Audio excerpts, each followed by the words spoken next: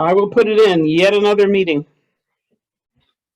Okay, under scheduled business, we have 3 sketch plan reviews.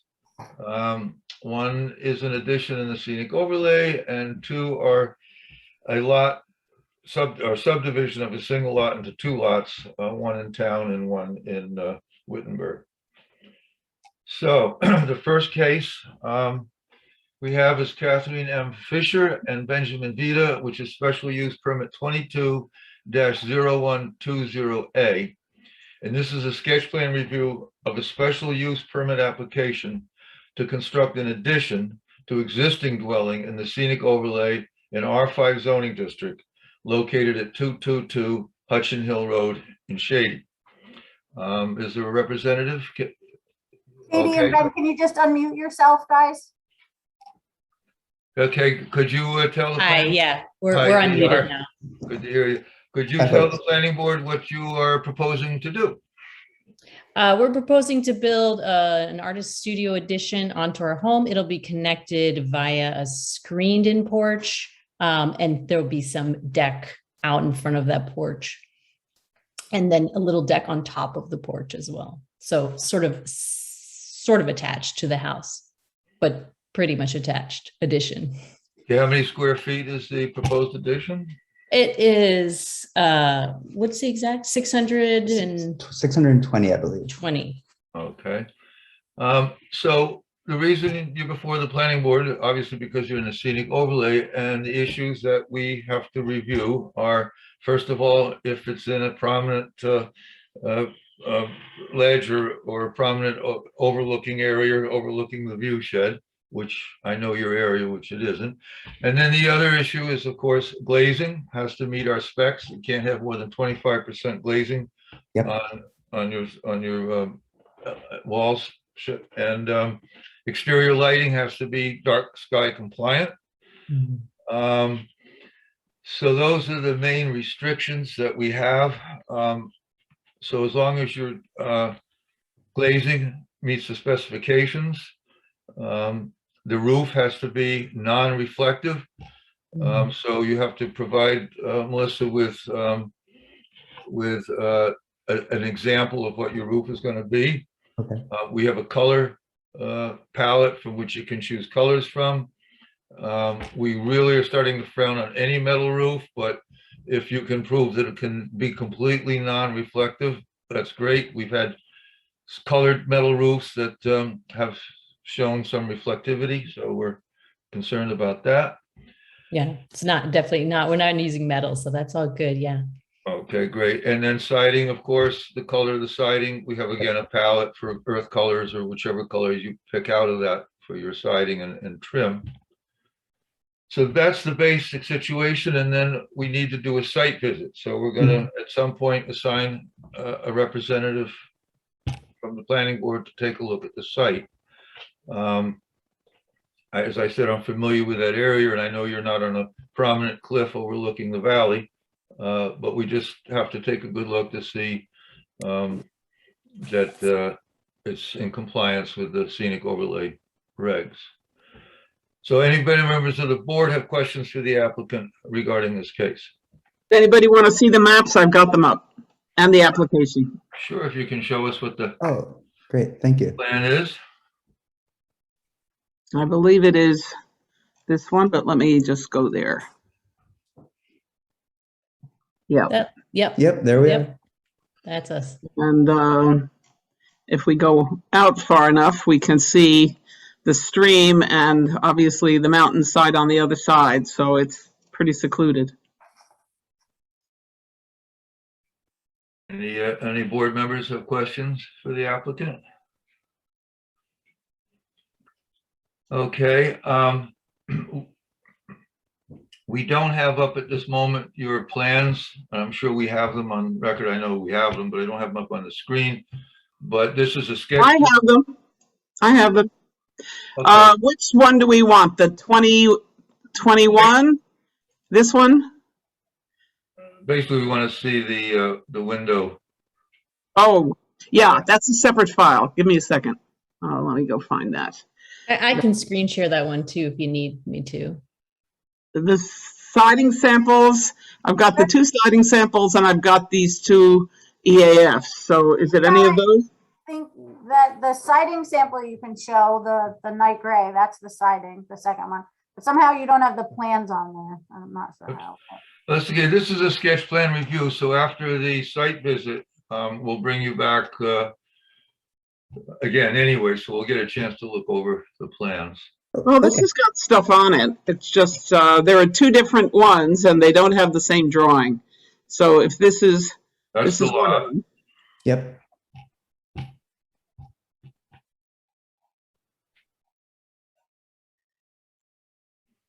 Am I in the right document? Or do I want the other There's a document? separate one for the plans that were attached. Well, this is all I have, so let's see. I thought I got everything that came. We can let Katie share it, or do you want Okay. me to send it? Katie, do you have it up? Can you share it? We can, I yeah. can, sure. Perfect. Thanks, guys. We have a pretty extensive plan. Yeah, yeah. Yeah, I don't know that I got It's quite those. detailed. It is. Let me, Thank are you seeing my screen now? Yes, we are. Okay, great. All right, so there's the first page. Here's the overhead view of the location. There's our existing house here. We're And not seeing that. What I'm seeing is a file, but it isn't open. I oh, mean, I I'm see, seeing a folder. I see what's going wrong. I think that should be That better. looks- Yeah, that's it. Great, thank you. And I'll go full screen so that it's a little bigger. That should be better. Okay, so this is the existing structure right here. And then this would be the screen-in porch going out to the new studio addition. And this is the a little deck. Do you have any elevation drawings? Showing Yeah. the window, showing the windows? Oh, yes. So those are some floor plans. The footing. Footings. Here's There you this is the existing house. This doesn't show the window, all the windows on the existing house, but these will be the windows, primary windows on the south facing side. Okay, that looks to me to be over 25%. So we might have to do some mitigation depending on which way it's facing.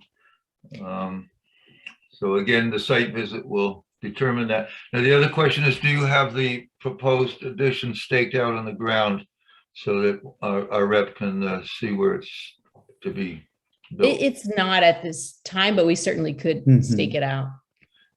Yeah, just roughly so that so we know Yeah, which way the windows are facing. Okay. But it does look to me that that's over 25% glazing. This part is the screens. Right, this but the is not- building, these are the windows right here. right. But it might be, yeah. It is. I could believe that for sure. So These would be non-glare yeah, glass. we can do mitigation. You can have awnings. You can have many ways to mitigate that, and it depends which way it's facing, of course. Okay, well, Obviously, this will be facing south, so down the mountainside. So I imagine that could be, Yeah, this is the wrong south direction. facing. yeah. It is. You'll need to mitigate it. Okay. Okay, so we'll at the site visit we'll determine what sort of mitigation would be needed for the glazing, depending on where it's facing and what could be reflected. We don't want the sun reflecting off of it and Exactly. bouncing around. Yeah. So, and then would maybe making some of these a little smaller might bring it down to. That's really all you have to do is make it come in under 25%. Or you can mitigate it by having awnings over it or different ways to shield it. from Great. Okay. reflection. How do we go about scheduling the site visit? Will we be contacted or? It depends who volunteers if they want to have Okay. you there at the site. Most of the times we just do it when we can get there. It's really not necessary for We just need to know where the building is going to be. Oh, I see. So you'll So if just, it's staked out, they can just. I mean, it's an Great. existing building, so it's not like we're starting all over again. So yeah, definitely. Okay. we just need to see that. Anybody on the board have any other questions to the applicant? If not, we'll, at some point, we will assign a rep, and Melissa will tell you when that rep will probably be there. Do you folks live there now? Yes. Oh, well, Yeah, we're then we'll here. probably, whoever comes will contact you and let you know when they're coming. Great. Okay? Super. Actually, I have a question. Does your driveway allow that site to be visible from a car, or do you need to walk around? Well, our driveway is on this side, so Okay. the house will totally block this from your view from the road. But you could, once you pull into the driveway, it'll be, this site will be around back. Okay. But it's fairly close to the road. You can see our house from the road easily. I'm not worried about that. It's just a question of whether I can volunteer, but I can't walk very well, so. Oh, from where? Yeah, I guess. You could park really close on this side of the house, and then it Mhm. would be right around the corner. So it's pretty minimal walking, probably Yeah. be about 10 or 20 steps back to this part. This Mhm. house is very small. So, but the driveway goes alongside it. So you could kind of park right here. So it's not a super Okay. long Well, walk. we'll but see if somebody else volunteers or if. Okay. yeah, it is over grass, a little bit of grass and stuff. All right, great. So Melissa will be in touch with you to let you know when we'll do the inspection, and then she'll schedule you to come back. Okay. Okay, Great. thanks so Thank you much. so much, everybody. We'll talk soon. Okay, Okay. so and should we sign off after? Sure. But you need to release the screen. Oh, Oh, I yes. certainly will. Okay. All right. Thank Thanks, you, guys. everybody. Okay. All right, thank you. So Good the night. next sketch plan review we have is the Lasher Funeral Home, Inc. and its planning board case 22-1231. And this is a sketch plan review of a subdivision application of a 4.81 acre lot into two parcels of 2.81 acres and 2 acres in the HR zoning district located at 100 Tinker Street in Woodstock. And the rep, I guess, is Peter? Maybe by default, I thought we were gonna have somebody from Bill Eggers from Edinburgh and Eggers or Heather. Heather Gabriel, but I can shoot All right, please tell the board what you're proposing to do unless then. Frank would like to. Would you like me to share the screen with the plan, the new sketch plan? Sure. Okay, I've got it up. Okay. So perhaps you'd like to share it, Judy. Is this the one? Yes. That's it. Okay. Although mine might be a little more clear. All right. I don't know if you can see my cursor, but Okay, let me get rid of, do you want me to get rid of this altogether? Or do you want to, yeah, yeah, I think mine's a better copy. okay. Go ahead. So let me share screen. Let me just find the right screen to share. Sorry. I always close everything except the stuff I might want to use. Okay, good idea.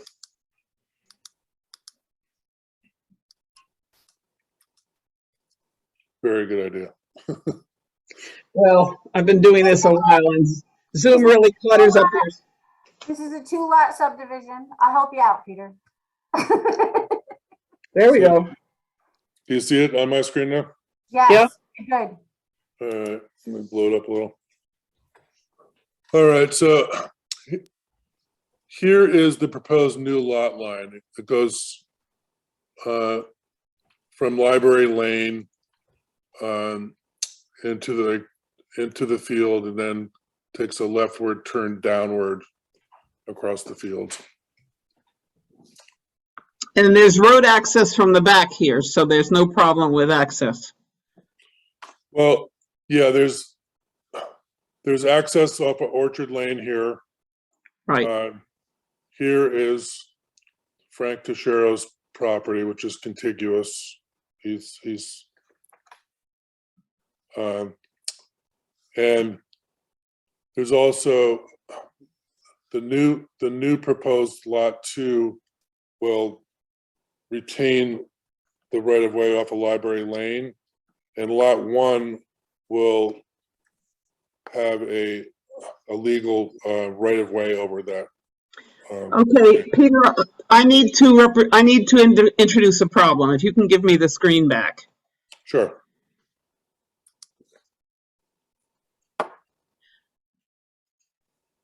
You have got a major wetland and buffers blocking the area where that flagpole is.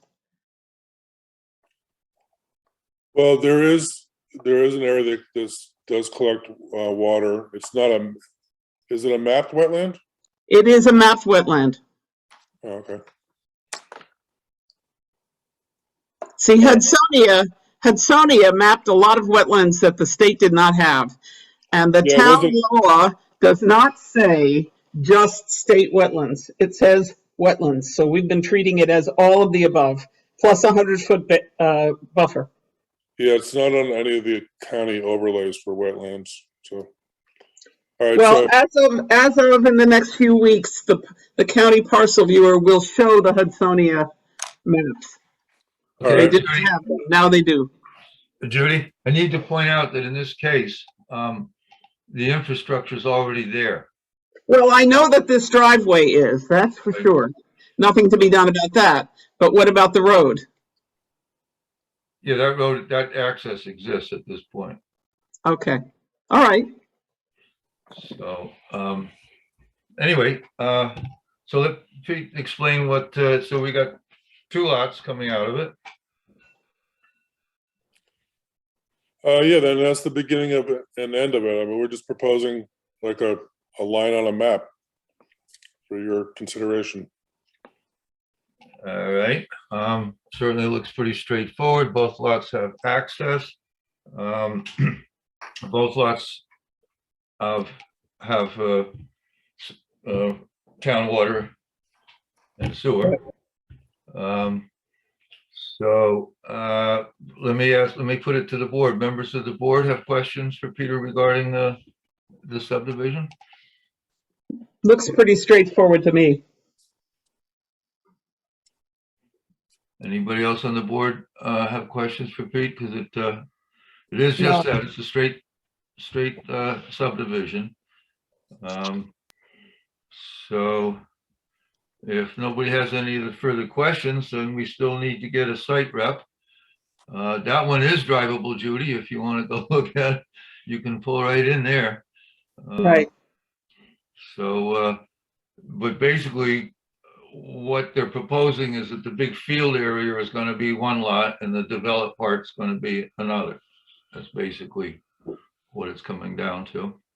Correct. So, all right, then if nobody has any questions, we'll assign a site rep.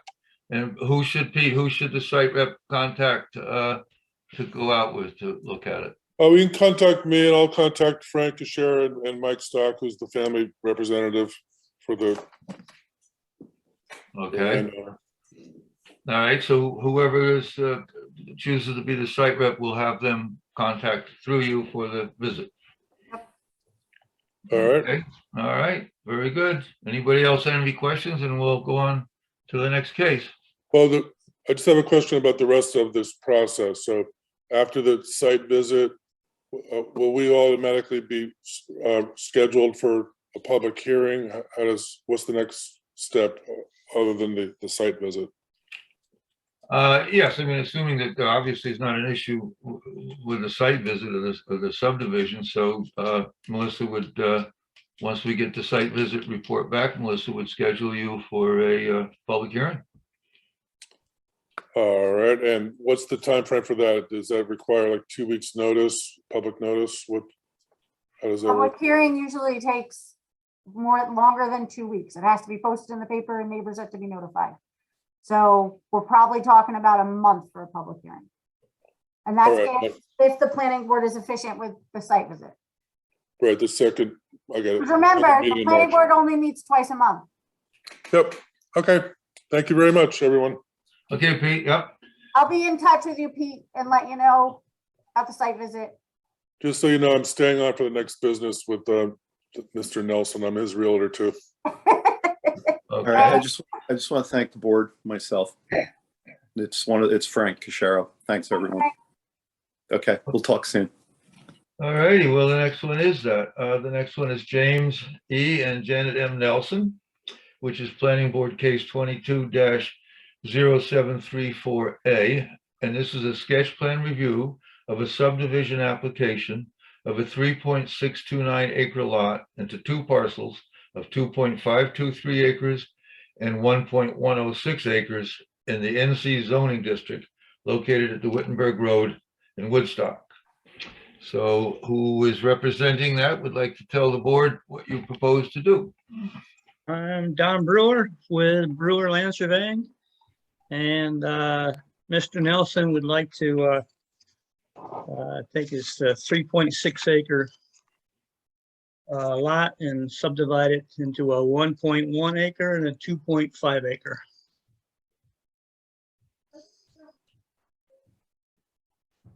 He's got approvals for from the health department on both lots. You've got a couple concrete slabs in the garage on the lot 1 or lot 2. And the bigger lot has just the existing driveway with approved septics. Okay, so you have the one existing driveway, which you already have a curb cut for lot 2, I think it is. Do you need a curb cut for that also yet? Yeah, we'll need for lot 2, we need to get that. A That's curb not cut? yet. Right. Okay. And you have Board of Health approval for the septics on both lots? Yes.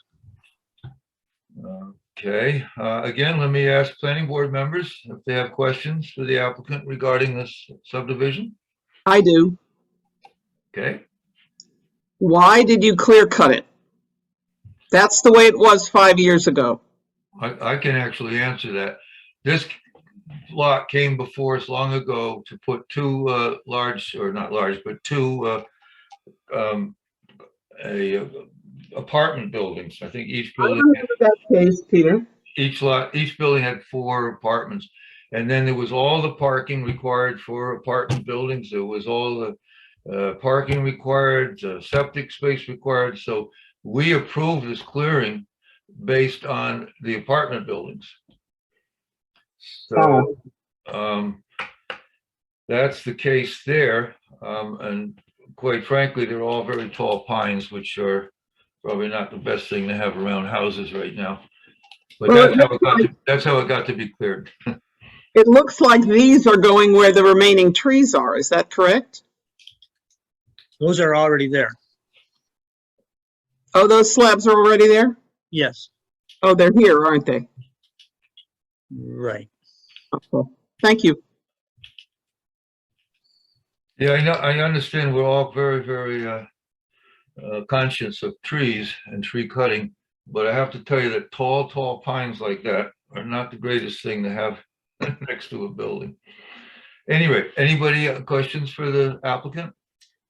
John? Yeah, John, what's the purpose of subdividing? He wants to build a house on lot 1 there. I believe that's the house he wants to move into once it's built. And on the other lot, we still have the original proposition? He's just going to build a house there, I believe. I think he gave up on the apartment houses because of the price of the whole thing. So Okay, he wants to live on the big lot I believe so. and sell the small one. That makes sense. Okay, so we're going to have to assign a site rep to go take it's a a very look. different site plan, Peter. Yeah, there's yeah, go ahead, John. I'm just saying it's a very different site plan than we reviewed for the original project. Sure is. The original was apartments, and this is just two individual homes. Don, It's are they, It's neighborhood commercial, so the size is all right. Yep. right? So Don, is the proposed new lot line marked out in the field so a site rep can get an idea where that is? Yes. Okay, And you can call me if there's any questions.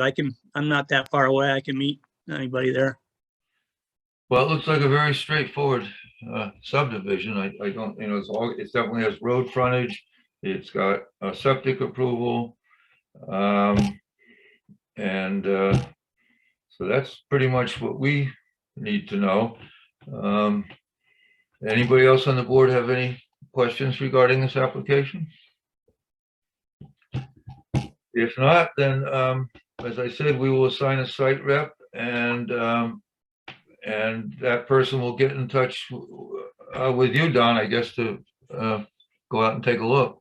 Okay. All right. Okay, so that takes care of that. So under discussion and review, we have site visit updates, which Melissa had assigned some reps to sites that we did previously. I did Swindell. Yes, so we'll start with him. He did apply for a waiver, so you, the planning board, have to decide whether or not you're gonna grant him public hearing waiver. I can tell you it's a quite secluded spot. It's wooded, they're not taking down trees. Everything was staked out so it was easy to see, and it's basically not visible from anywhere except the road and contiguous lots. And it's not the only small lot in the area. There are 2 or 3 uphill from him that are a similar size and have houses on them. Okay, and Melissa, we had another site visit. We did, do we wanna schedule a public hearing for Swindell, or do we wanna wait, give him the waiver? That's with that. I think we should wait, and then we'll do it at the hearing.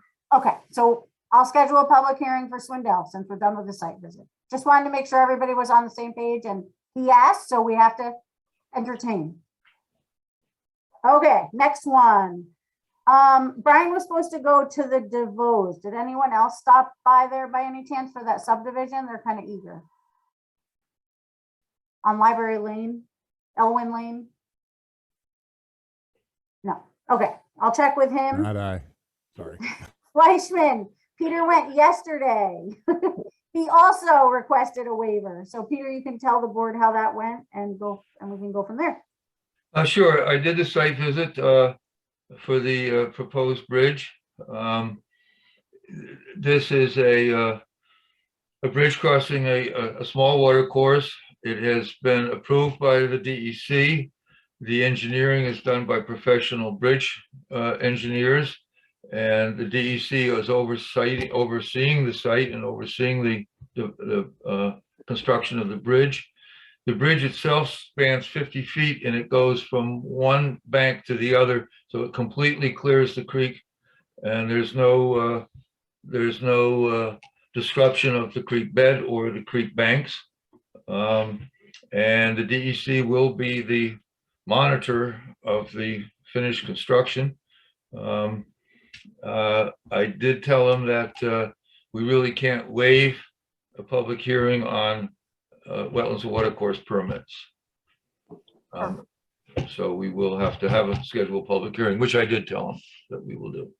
So I think we'll go through the findings at our next meeting, that I can just get it in. So we'll just go through the findings, and then after we do that as a planning board, then I'll schedule his public hearing. Sound good? That's it. Sounds good. Perfect. Okay, so next was Robert Pearl, but again, Brian's not here and he was the rep, and I'm sure we didn't go. So new cases tonight, Fisher and Vida. That is Hutchin Hill Road and Shady. Who wants to go? We got James volunteering. Thanks, James. Saving the day. I'll send you the info. All right, Lashers, right in town. Judy, you want to try? I can do that. I've actually ridden my little bicycle. Oh, John wants to do it? Let's let John do it. I'm spending enough time with maps. Okay, all right, John, you're good on Yep. the Lasher job? All right, Right, and then the Nelsons, that's Nelson. over on Wittenberg Road. I can do that. Okay. I drive by it all the time. All right, perfect. Thanks, guys. Okay. Good. Okay, so the next thing on discussion and review is the scenic overlay overview and discussion, and it's continuation from our February 3rd meeting. And so basically, we have the list that Connor put together for changes. So the way I've looked at it is this: the standards that we want to change in the scenic overlay fall into two categories. One is things that the planning board can do right now, that we don't need any, that we can do right now. And that is, we can do the drone photography. We've been doing it and we can improve on it. We can move, we can do more comprehensive inspections of sites in the scenic overlay that are critical, that are on a prominent view shed or a prominent cliff, so that they require more inspection. So we can be much more diligent in that. We can require mitigation for any site that we feel needs it, in terms of trees, in terms of bushes, and in terms of glazing. We can require all glazing to be non-reflective if we feel that the building is going to be in a prominent area. We can, as I discussed before, we can be selective about metal roofs so we don't get reflective ones. We can do balloon tests. Those are all things that we can do right now without any changes. What we can do in the future that requires changes in the code, and these are most of the ones that Connor has brought forward, is under I can show this. under minimum tree cutting, which is in the code. Connor has a better description of what we would put in minimum tree cutting, including topping of trees. We have Connor's suggestion on the real estate scenic overlay, that the real estate informs the buyer that they're in the scenic overlay and that there are special restrictions within that area. And then I have suggested what's excluded now shouldn't be, which is pools, decks, and courts, like tennis courts and courts, because a swimming pool can have the same footprint as a building, as a house. And obviously, if you have a pool, you want light on it and you don't want leaves in it. So you're gonna want it in a big open area. So I think pools and decks, courts should be included in the review. Peter, Those are all things that require changes in the code, which is quite a process to get that code changed. So, Peter, can I ask, in relation to what you just said about decks and Sure. pools, do you feel that the removal of that exclusion would be sufficient, or are you looking to have it added, essentially to say, instead of excluding, specifically including? Including. So you want to see excluding change to including, not just the removal of that caveat? Yeah, I think that would do the job, yeah. Okay. I was agreeing with that in the email. Having a John real has- hard time hearing Connor. Can you hear me any better now? Oh, yeah. I guess I have to get close. How's that?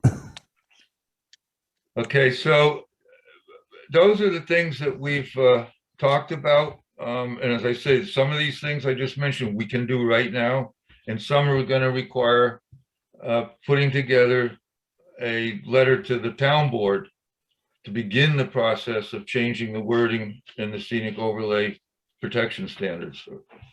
So that's sort of where we stand. Connor, go ahead. You have a question? Oh no, I was I agree. We're again, this is in my capacity at the zoning revision committee.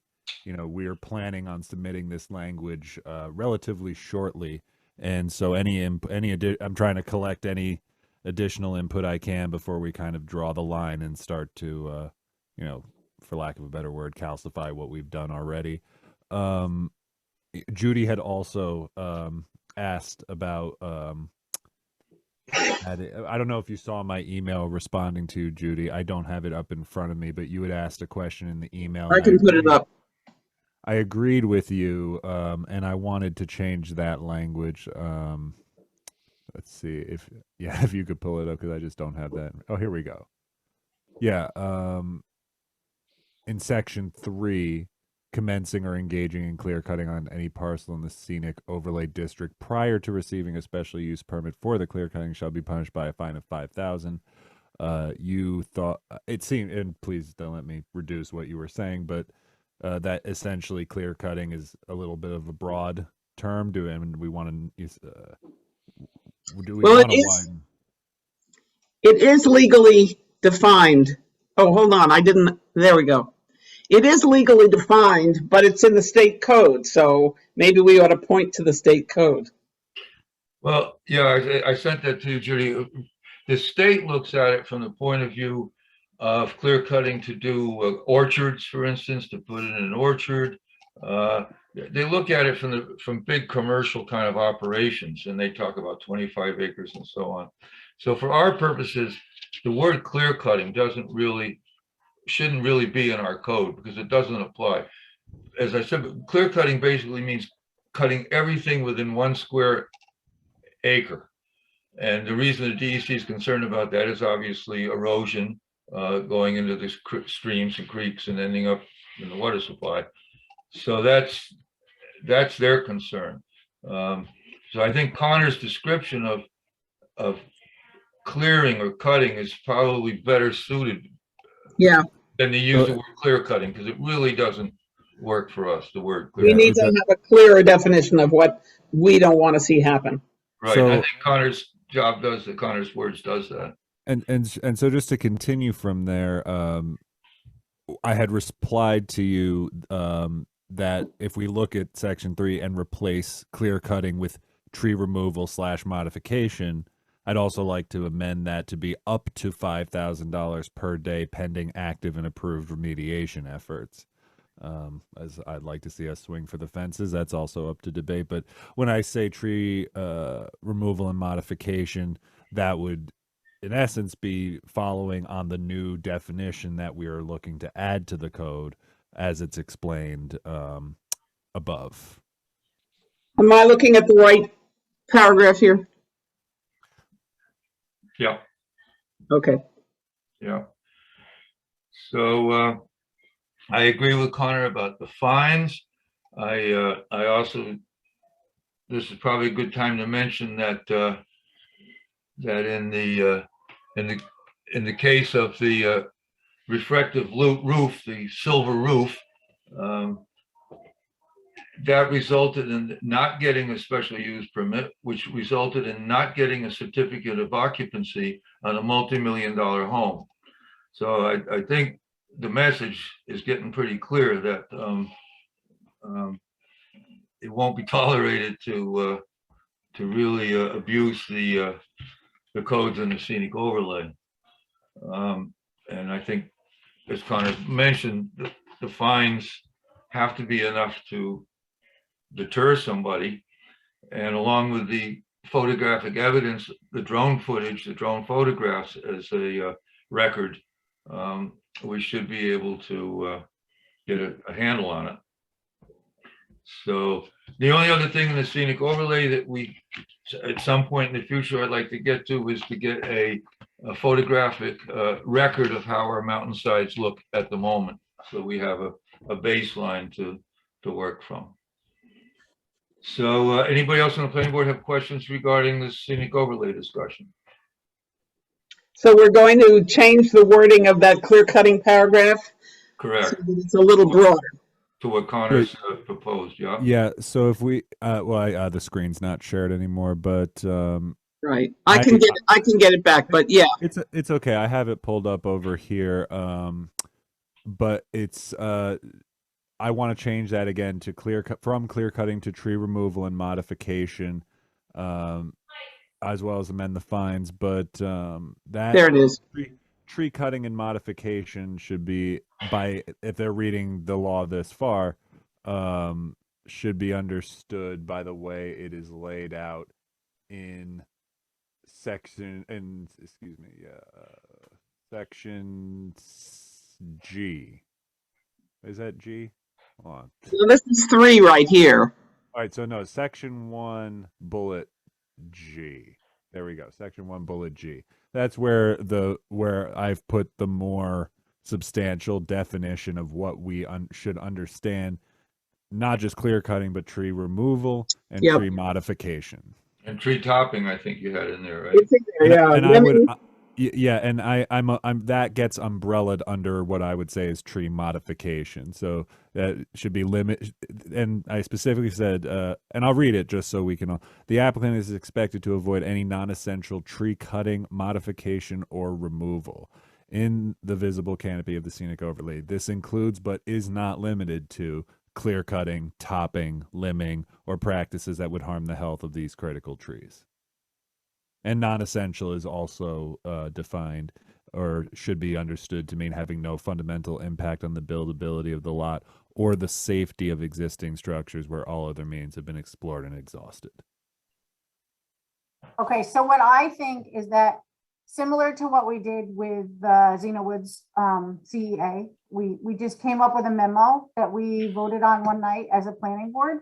I think, Connor, when you're ready, we can give you the same type of memo to back you, because it sounds like everyone supports you in this, I hope to take with you when you submit this to the town board. How's that sound, planning board? that sounds wonderful. Good. Sounds good. Okay, great. Okay, good. And It again, looks like Michael is raising his hand. If we're Just hold, Connor, when you're ready, let me know and we'll just make a vote, so we have like everybody approved it, and I'll formulate it and we'll get it to you to take with you. Yeah, I imagine we're looking at probably early March, because we missed a couple of zoning revision meetings, mostly due to Valentine's Day. Michael, sorry, I didn't mean to cut you I off. mean, that's fine, that's fine. I haven't seen the document in complete detail yet, but it sounds great. The only question I had was funding. How is all this stuff going to get paid for? Is it going to be on the applicant? Or are you going to have to go to the town and ask the town for money? Are you talking about it's always on the applicant. It's always on the applicant. Okay. And if I could actually back up, though, I do want to say, in the case, I'd like to put forward as part of this a recommendation that the increased fines help establish a fund, so that when the applicant is not either, if we cannot find the person who we find responsible, like if they're in the wind or something, like there is no way to hold someone accountable, that we have an existing fund that we can use to repair these and mitigate any existing violations or issues. Okay, Judy has her hand up. Yeah, I have a question. $5,000 per what? Year, Day. acre, site? I mean, it's Per not day. a lot of money if you're a billionaire. Well, that's the thing. And right now it's so little. I mean, honestly, like that seemed kind of in the middle to me, up to $5,000 per day. And per day. per day. Okay. And that was also something I included in my email to you, is that's going to be amended. I want to stress that the up to, is part of where this becomes, at the discretion of, I would imagine, the town board, because this shouldn't be something obviously we use to hit, Joe over the head with because he cut the wrong tree down on accident or something like that. When someone, it's got to be something to scale, and we have to have some, but it also has to be, that scale has to be something that would register for a billionaire or a Yeah. millionaire or anybody. And I've never had $1 billion in my pocket, but I know if I was getting hit with 5,000 a day, I'd probably Yeah, as long as notice. that's clear, I didn't see that particular detail. Yeah, So it's as long as and, that's, and I'm sorry, it's yeah. not in the document yet, but it will be. And again, that I want to flesh out that should be, determined either by the town board or I probably or some other existing or to be formed committee based on the scale and severity of the applicant. I also think it's the kind of thing where as long as they are showing up and participating in the remediation efforts, I want to. I don't know if we're allowed to discuss. I know we can't discuss cases, but we had a case recently where there was a lot of fervor about it, but he was showing up every time and being very willing to meet our demands, even if they weren't something we could even legally hold him to. So, like people like that, as long as you're showing up and participating, shouldn't be subject to the fines. It's once we stop hearing from them or non-responsive, like boom, it just turns on like a light switch. Okay. All right. Before we close out this scenic overlay discussion, I'd just like again to reiterate, point out that the planning board will only be reviewing cases in the scenic overlay that are referred to us by the ZEO. So if anybody sees a scar on the mountain or trees being cut here or there, it won't come to the planning board. The only thing to the planning board will be an exact referral from the ZEO on a particular case. Now, here's a question for you, Peter. Do we know off the top where it says that in the code? Is that I think the code is self-contradictory on that point. There's one is. place where it says everything comes to us. There's another place where it doesn't say that. And where's can anyone point that specific section to me out? I'm going through it here, and I'm just saying that seems right for let's clear that up. I know some people you've gotten an interpretation, Peter, I know from the supervisor, and but I'm working with the zoning revision committee. If we think this is something that should be looked at, we can look at it. I will look later. I've got the law up and you can do keyword searches. So you and I can get together on this. I think Melissa said she has it. Not right now. I thought I had it on this piece of paper, but I don't. Yeah, Well, I know the code exactly. Off the 260-34 is what is coming in my head, but I may be wrong. Am I right, Peter? 260-66 says one thing and 260-34 another. But hey, I got it right, and I'm not a CEO. But I discussed this with the supervisor, and the answer is that these are issues that we have to solve in-house. These are if we can't solve it in the planning, then we have to go to the ZBA. But the interpretation is that the planning board will only review cases that are referred to us. Whose interpretation is that, Peter? Whose decision is that? Whose interpretation of the law is that? I believe that's Bill's. That's the supervisor's the law instructions to the planning board. The law is conflicted on the subject, and it ought to be sorted out. I would love it. So Melissa and Judy, please feel free to send me anything like that. And this is going to be a great discussion for the next. We'll find it with you. ZRC We'll find meeting. it for you between the two of us. I have 260-36 up and 260-66, but for some, I guess we didn't go into 34. So there is the part in 36 where it says, if in the event that any proposed development within the scenic overlay does not, in the judgment of the zoning enforcement officer, adequately conform to those standards, a relevant application for a building permit shall be referred to the planning board for review under the special use permit procedure. Hey, Connor, is that it? On the initial agenda that we did December 16th, that Peter formulated, that was beautiful. They're laid out and it's on there. So you could probably hit the calendar on the town website and print it off and have it right in your face. Take a look. Okay. Or I can send it to you. Just remind me. If you don't mind, I'll send an email now. it was outlined right there, okay? Okay, so now under unfinished business, we have to approve some resolutions. One for Vera and Barakas and Harowitz and Block, which is planning board case 22-1230. And one for Skepton, which is special use permit number 22-0663. So I would entertain a motion to approve those resolutions. So moved. All Second. in favor? All in favor? Aye. Aye. Now we have to make a motion to approve credits to Judy for attending the Vernal Pool Habitat Conservation webinar through the Hudson River Estuary Program on February 15th, which is great. I even I've asked Judy if I can see those myself. They're pretty- All of those are available as videos, the whole sequence. I missed the second one.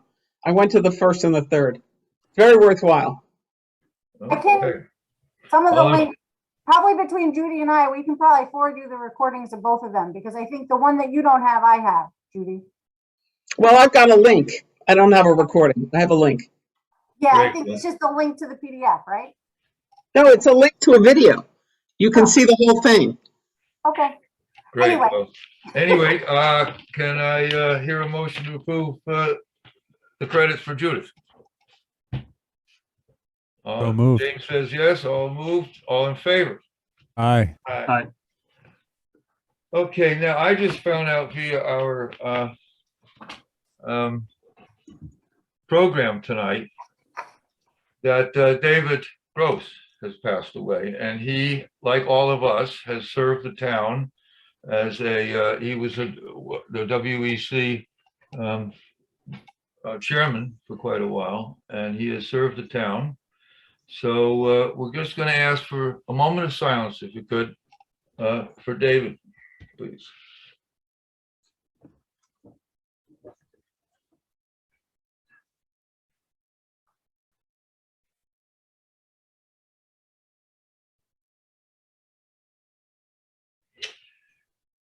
And we thank him, and we thank all of you for the work you do for the town. And if any board members have any other issues they'd like to bring up, otherwise we can go for a motion for adjournment. I'll just say, if anyone does have any other latent suggestions, we're going to close the window pretty soon. So do feel free to look over the document and get it to me while it's hot. Okay. And again, thank you all, and thank you guys for doing these site visits. I know that's a strain sometimes, getting up and down mountains, but it's our job, and I thank you all for doing it. Okay. Actually, Peter, I could report very briefly on the Water Supply Protection Overlay District. Laura and I and Steve Winkley met, and then we met again with Ed, and we have a proposed map, both a form which is rich and indicates why it is the shape that it is, if anybody asks the question, and one that is simple and simply says, here's the district, it follows property boundaries according to the parcel map. And I imagine it's going to get moved forward to the town board pretty soon. Okay, good work, good job. All right, I'll entertain a motion for adjournment. So moved. All in favor? Aye. Aye. Okay, folks, have a good evening. And see you in we'll 2 see you weeks. again. Okay, good night all. Bye-bye. Good night. Bye-bye.